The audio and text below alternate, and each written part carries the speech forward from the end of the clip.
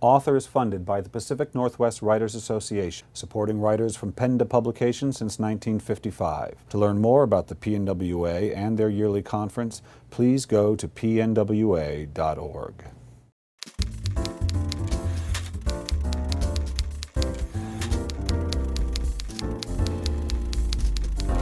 Hi, this is Bill Kenower of Author Magazine, and we're here at the Pacific Northwest Writers Cottage with Kenneth G. Bennett, author of the Gaia Wars. Kenneth, welcome to Author. Thanks, Bill. It's great to be here. So, Ken, why don't you start by introducing yourself to some of our viewers? The Gaia Wars is your first novel, but you've been working with words for many years. Yeah, I have a background as an advertising copywriter and creative director.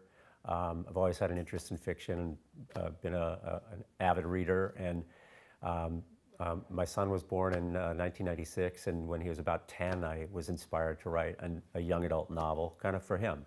And we do a lot of wilderness things together, backpacking and backcountry skiing. And so the book kind of has a wilderness aspect to it. The concept is pretty interesting in that it deals with Earth as not just this living rock, but a sentient being. Yeah, I was inspired by, there's a hypothesis called the Gaia hypothesis that was put forward by a NASA scientist named James Lovelock, and I was very intrigued by it, and the more I thought about it, the more I liked it, and thought maybe there was an idea for a novel there.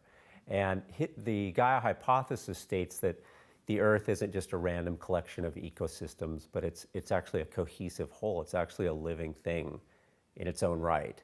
And so my book takes that a step further and says that there's an intelligence behind that as well. So. And I love that it started where actually, interestingly, a lot of books start for people, or a certain percentage of them, which is you were writing for your son. Yeah. And talk about that moment, if you would, about how the idea came to you, not just the idea for the story, but to write for your son. Well, we always read together from the time he was very, very small, and like I say, we do a lot of things together, a lot of outdoor activities, skiing and backpacking and kayaking, and so we were always out in the wilderness, my wife and son and I, talking about things related to wilderness adventure. And I also have a fondness for science fiction and fantasy, and I'm a big fan of The Lord of the Rings and that kind of epic story. And so this came along and kind of coalesced into an idea, and it's based in the North Cascades, which is a place we spend a lot of time.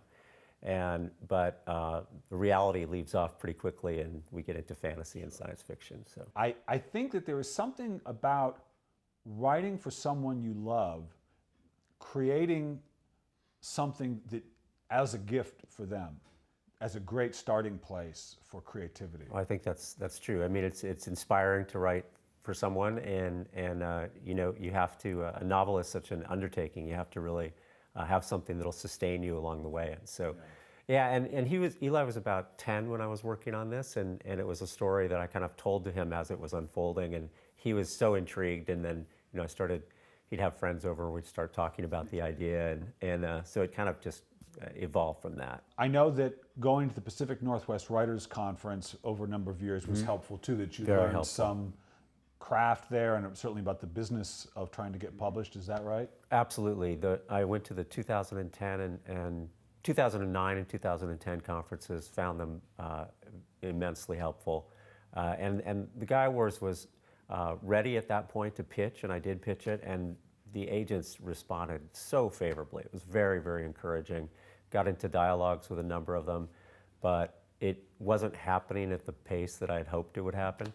And as far as striking a deal and moving towards publication, so that's what motivated me to try to see if this could work publishing directly with Amazon. Right. And so it comes out, and you're able to get a lot of reviews. I mean, a lot of reviews. So how did that happen? Because there's a lot of indie published authors who are struggling to get people to review their work. So how did you manage to get that to happen, including Kirkus?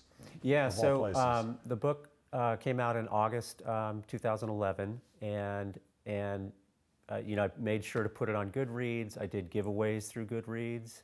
I promoted it. There are some sites that where you can make your book free for a few days, that kind of thing. So I leveraged all of that I could. I participated in a blog tour for young adult books. And bloggers read it and liked it, thankfully, and I got very positive blog reviews, more than 50 blog reviews from around the world, and so that really helped it steamroll. And then, yes, Kirkus reviewed the first book, The Gaia Wars, in January 2012, and then a few months after that, they put it on their critics picks section. Wow. And that's when, so it was there for a few days, and then Identity Films in LA called after it appeared there. So What did you think of that? I was blown away. It was fantastic. Who knew, huh? Yeah. And so they've gone and optioned it. Yeah, so Identity Films liked the idea at the heart of the book and wanted to option it. And so I worked with I'd never seen an option agreement before, so I worked with an intellectual property attorney and went over their contract and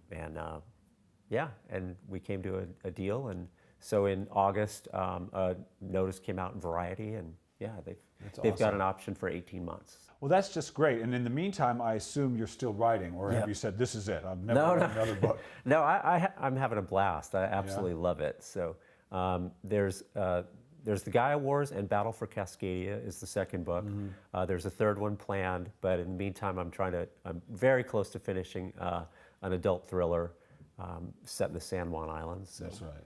All right, well, Ken, I got one more question for you, and you're going to need to finish the sentence for me. Okay. If writing, just writing in general, all the way back to your copywriting even, but if writing has taught me anything, it has taught me what? I think to try to be a more keen observer of the world, just to notice my surroundings more acutely, be more aware. Do you find yourself doing that? Yeah, I do, because I think I find myself consciously wondering, how would I describe this in a book? Not that I even have a place for it necessarily in the book, but I do think about that.